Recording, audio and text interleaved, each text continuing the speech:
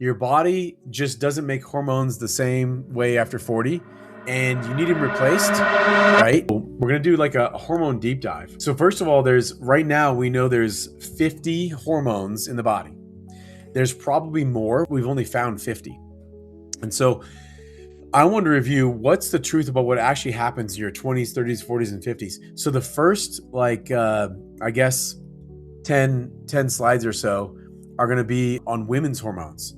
And the very last slide, last one or two slides, I'm going to compare men to women, which I think is important.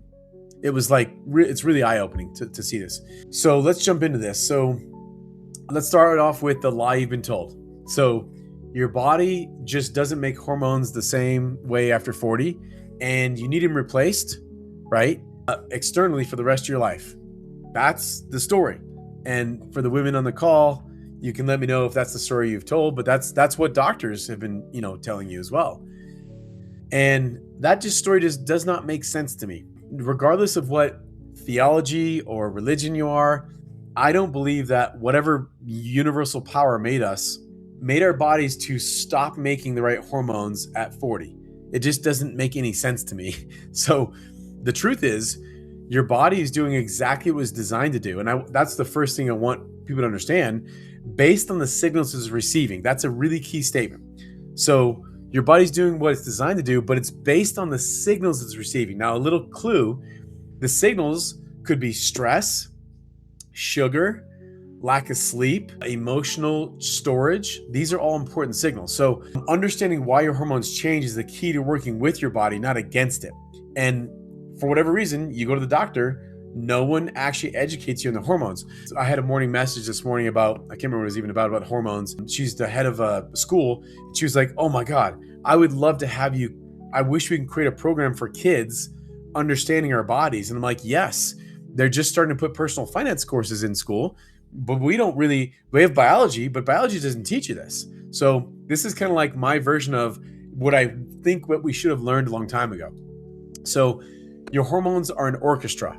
They don't operate in isolation. That's really important to understand. Your hormones work together. In our medical system, not the emergency care system, but a lot of the medical healthcare system, it's almost as if these hormones are separate and work separately, okay?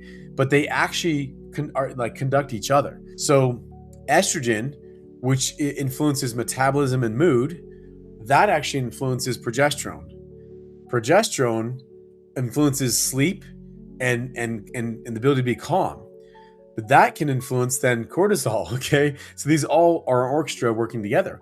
Cortisol is really responsible for your stress response and fat storage. And that is then influencing insulin.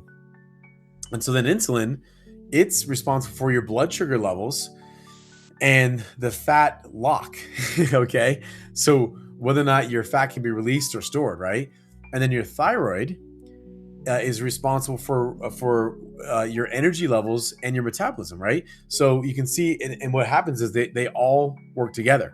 So the changes we go through are normal; they're not malfunction. And I think that's an important thing as a woman, as a man too, because the medical system gets us with testosterone, right? They got